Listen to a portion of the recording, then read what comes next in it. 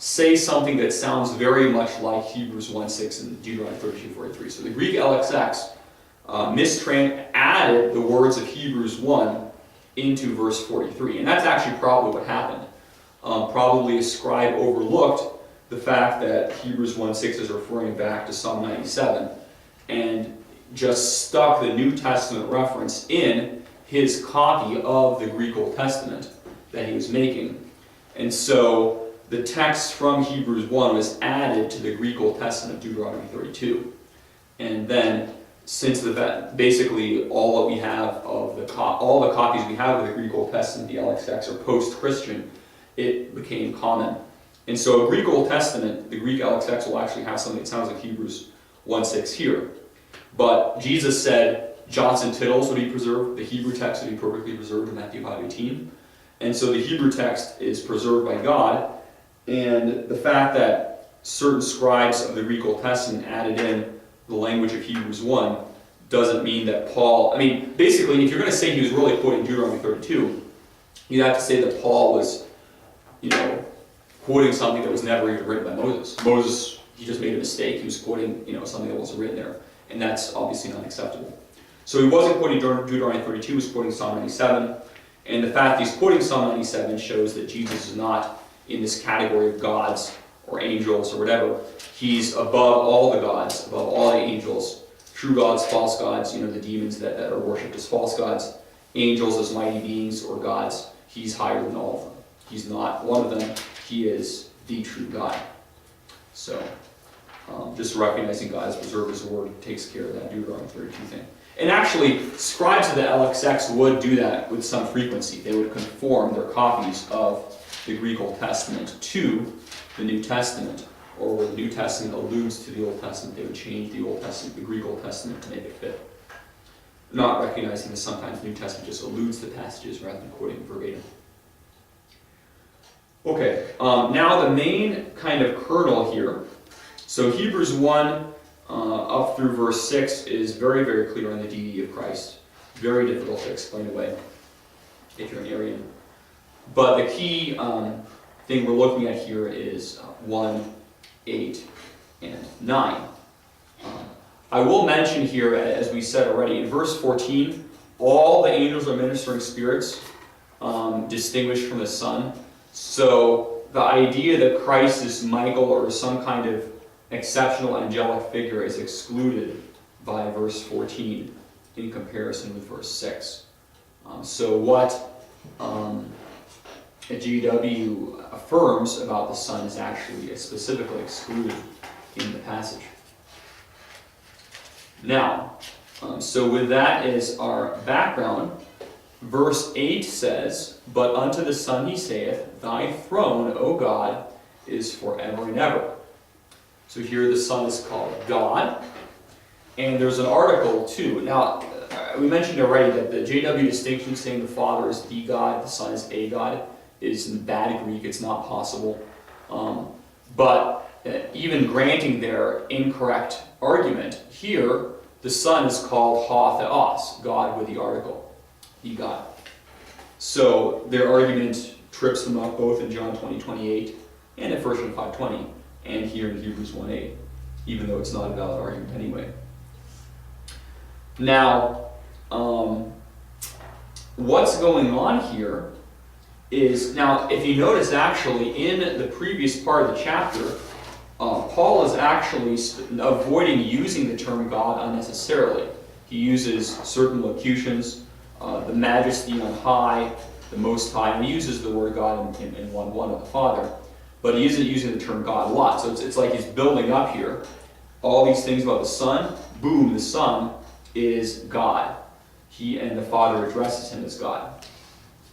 There are 3 quotes here, all of them referring to Jesus, with Old Testament quotations from the Psalter. The first, in verses 8 and 9, is referring to Psalm 45, 6 and 7. And then in verses 10 through 12, we have another quotation referring to Jesus from the Psalter in Psalm 102, 25 to 27, with going back to verse 12 also.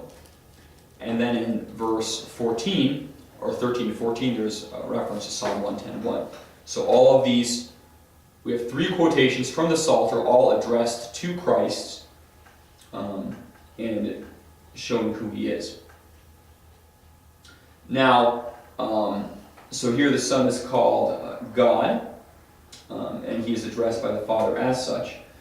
It's really building upon what was said in verses 3 to 4. The fact that the Son was the brightness of the Father's glory and the express image of his person required that he's God.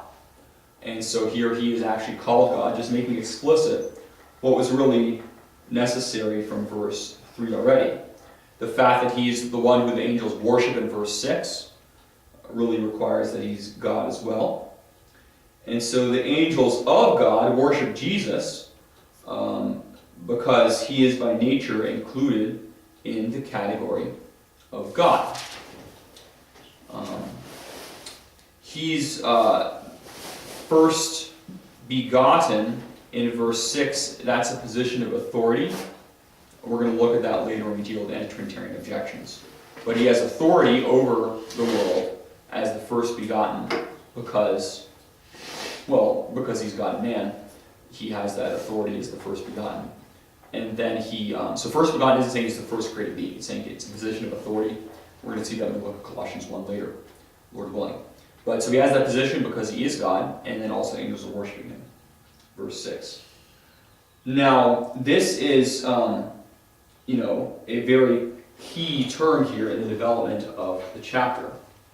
So, first, the title Son was focused on in the first part, and then the Son is designated as God in verse 8 here, and as Lord or Jehovah in verse 10.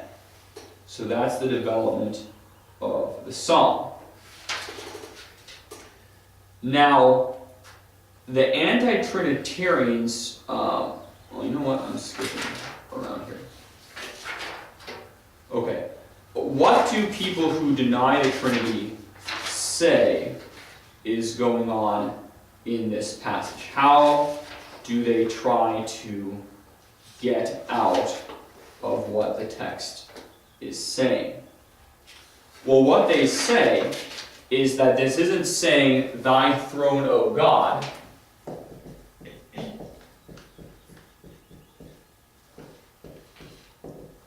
but what they say it should say is, "God is thy throne."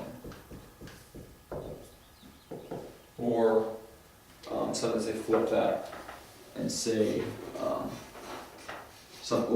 basically that's the idea, or something like that. God is your throne is what they will say. And the question is whether the words ha theos are vocative, which would mean direct address, or nominative, which would be thy throne. God is there, thy throne. This would be the nominative, this would be the Arian view, and this would be the thy throne of God would be the Christian view, the Trinitarian view. So that is, they say, no, it's not saying thy throne of God, it's saying God is thy throne.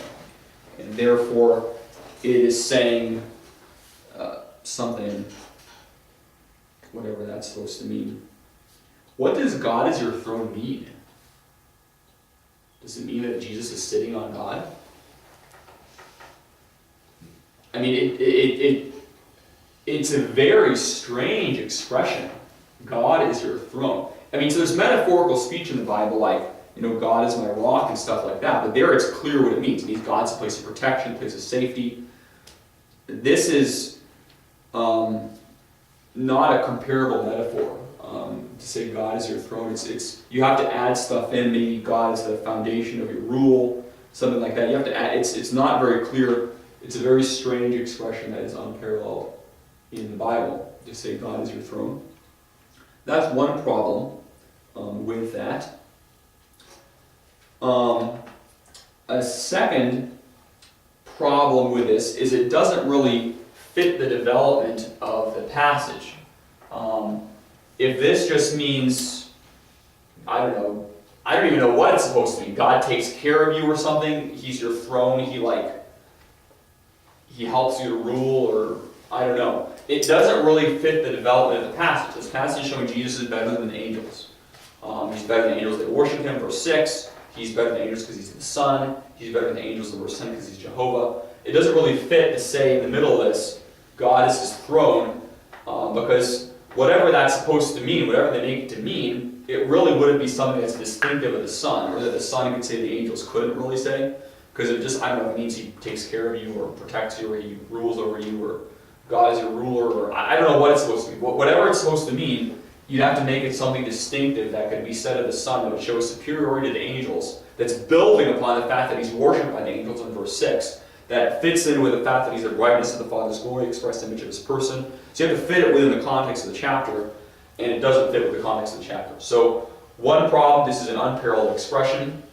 Now, in terms of it's grammatically possible in Greek for either of these to be a valid translation. Okay, so this is not grammatically impossible. If you just had the Greek words in somewhere, it could be either of these two translations.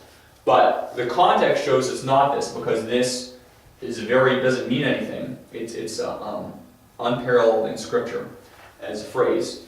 2, it doesn't fit the context of the chapter, how the chapter is building.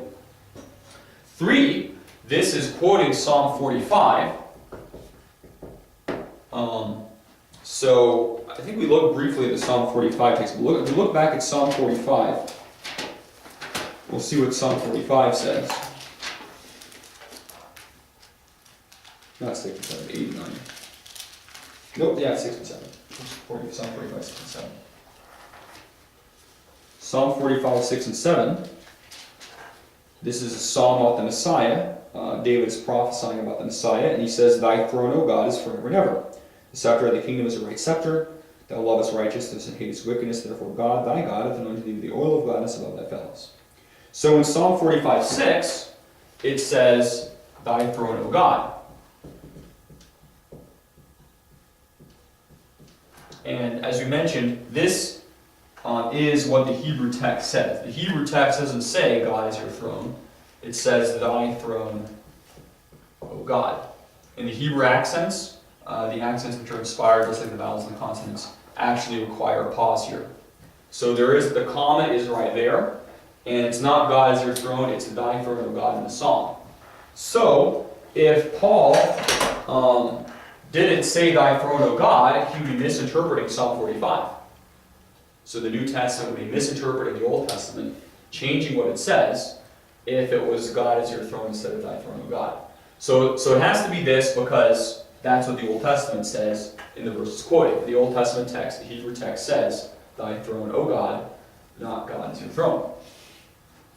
So that's a very serious problem for this view. That's actually what the Old Testament text says. That's conclusive. The Old Testament text actually says, "Thy throne, O God, is forever and ever." So, now, the point here, also there's a contrast, in terms of the immediate contrast in Hebrews 1, in verses 7 and 8. We mentioned this already, but it says, it's a men da clause. That may not mean anything to you. Mine is on the Julie, sure remembers that in Greek, but verses 7 and 8 are one clause. It's saying, on the one hand, he says to the angels, but on the other hand, he says this to the Son.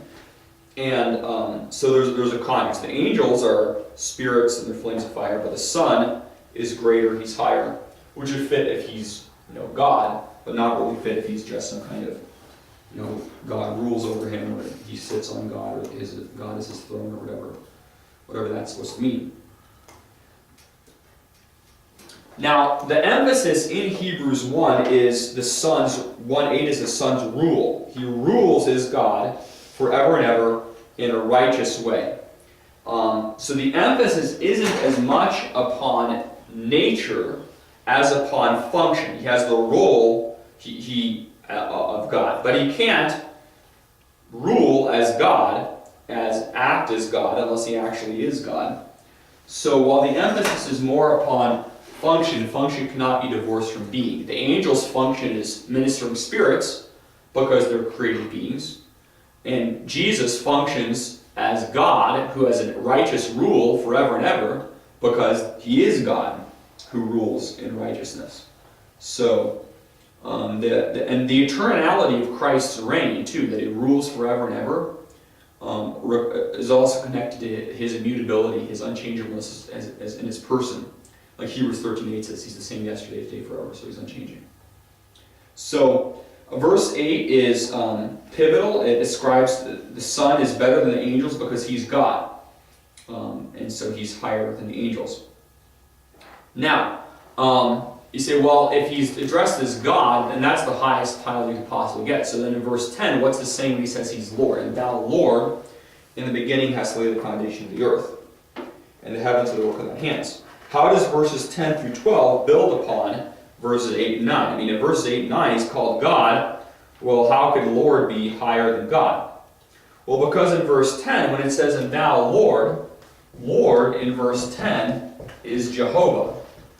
So verse 8 and 9, he's God. Verses 10 through 12, he's Jehovah. Look back at Psalm 102. Verses 10 through 12 is quoting Psalm 102. Notice also there's another vocative, another direct address. Thou, Lord, thy throne, O God, direct address to Christ, calling him God. And then you have a direct address to Christ as Jehovah. Psalm 102, 25, 27.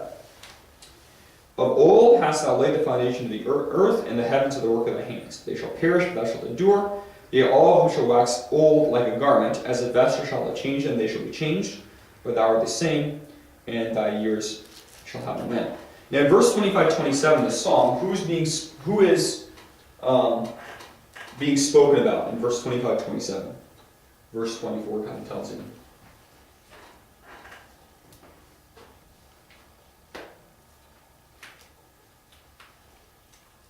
The Lord. Yeah. Well, does the word Lord found in verse 24? No. So in verse 24, who's being spoken? Who does it say? God. Oh my God. Is the thing of verse. You guys know you're kind of in the dark in the back there. This is bad. Try to get you in the light here, you know? Back there was dark. But no, it says God there. So now, why then does Paul say thou Lord? Where does, because if you compare verse 25, 27 with 110 here through 12, you see that in the beginning thou hast laid the foundation of the earth, but you don't see the thou Lord. So where did this Lord come from? And Lord is the key, really the key term in the Hebrews 1, 10, and 12 quotation. If it's not in verse 25, 27, where did it come from? Where is it in Psalm 102? It's actually back in verse 12 in Psalm 102. Notice in verse 12, but thou, O Lord, O Jehovah, shalt endure forever. Remember, the New Testament translates the Old Testament Jehovah as Lord, Kurios. So basically, the quotation is like this: Thou, not thou, thou, O Lord, Jehovah, ... verses 25 to 27. And that happens in the New Testament, does this sometimes. It'll string together quotations. So basically, in Hebrews 1:10, Paul is deliberately going back to verse 12 of Psalm 102 and saying, Thou, O Jehovah, and then he's quoting 25 and 27. So in Hebrews 1:10, Thou, Lord, is from Psalm 102:12, specifically saying, You, Jehovah. And then he quotes verses 25 27, which is speaking about God in any case, according to the verse right before Psalm 124. So he quotes 25 27. He specifically goes and grabs the term Jehovah from verse 12 and puts it in his quotation. So he's emphasizing Jesus is Jehovah. The Jehovah of Psalm 102, put it in here, Jesus is Jehovah. So how does verses 10 to 12 build on verses 8 and 9? Verses 8 and 9, Jesus is God. He's Ha Theos. He's the God. He is exalted forever and ever. And he's not just God to make him better than the angels. He's Jehovah. He's the one who, in the beginning, laid the foundation of the earth. And they're all going to pass away. But he's eternally the same, because he is Jehovah. And as such, he is certainly better than the angels. The Psalter in the Greek Old Testament, by the way, a few other points on verse 8 and 9, has 63 instances of Ha Theos as vocative. So this vocative of God as this way, O God, is found 63 times in the Greek Old Testament. So it's a common, it's not like this is unusual to have the direct address translation. Just a little point about that there. And so that's kind of how it builds here. And then he's exalted in verse 13 to 14 to the right hand of the Father. Now, so there's no Arianism here. Jesus is God. There's also no modalism. How does verses 8 and 9, while calling Jesus God, still distinguish him from the Father?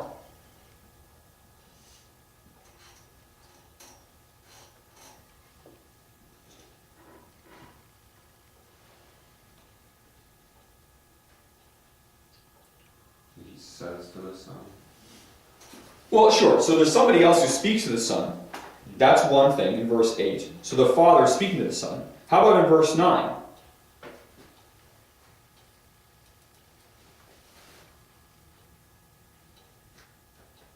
God hath anointed them above. God, thy God, hath anointed thee. So there in verse 9, because the Son became incarnate and was truly man and in submission to the Father, he's also called God, thy God. So the Son is God, and he's true deity here. But he also is distinguished from the Father, who's called God, thy God, in verse 9. So, also remember the modalists say that, at least the modern ones, the oneness Pentecostals, say the term Son is only the human nature. But here, the Father addresses the Son specifically as God. So modalism is gone in verse 8 and 9. Arianism is gone. Trinitarianism is what is taught in this passage. So it's actually all seven OT passages, quite in verse 5 to 13, there referenced God as the speaker, or Scripture, but Scripture is God's word. So, so what Paul is saying is that Jesus is a true God, which was confirmed even by his resurrection from the dead here in the context. And that's also the translation, thy throne, O God, is that of the overwhelming majority of grammarians, commentators, English translations. It's what it says. That's simply what is being said here. And like we said, so what this is showing in context is the superiority of Jesus, the angels as God, superiority of Jesus as man in chapter 1 and chapter 2 respectively. And so he's worthy of adoration, and he is true deity here. All right, and just some other things in Hebrews that fit this. Paul elsewhere in Hebrews made clear his reference at belief in the true deity of Christ. In chapter 1 and verse 3, the fact, like we said already, is the brightness of his glory, express image of his person. In chapter 10 and verse 5, Jesus existed before he appeared on earth. The body was prepared for him. In chapter 7 and verse 3, he was there before Melchizedek. In chapter 1 and verse 2, before history began, he created, he was around. He's the creator of the universe in chapter 1 and verse 10. He's eternal, according to 7:16, 9:14, and 13:8. He is Lord, Jehovah, like his Father, here in 1:10. Also in 2:3, 7:14, and 13:20. Here, just in chapter 1, he's called the creator and sustainer and heir of the universe. Made everything in space and time, made the worlds in verse 2. In verse 3, his sonship is not an adoptive sonship, but he exists. It says, who being the brightness of his glory. So he eternally exists, timelessly, as the brightness of the Father's glory, express image of his person. He wasn't, adopted as that or something. That is his eternal status. So, his years never end. So he is, clearly he shares in the divine nature. He is true God, even though he's also distinct from the Father, verse 8 and 9. Very strong. This is a very strong passage, very difficult to explain away if you want to deny the deity of Christ. And definitely one that is worth using. Because it gives like a bazillion reasons why Jesus is God. Any questions on Hebrews 1? Can you count to a bazillion? Okay, you can take a break. We'll take a break. I don't know, what's a bazillion minus 1?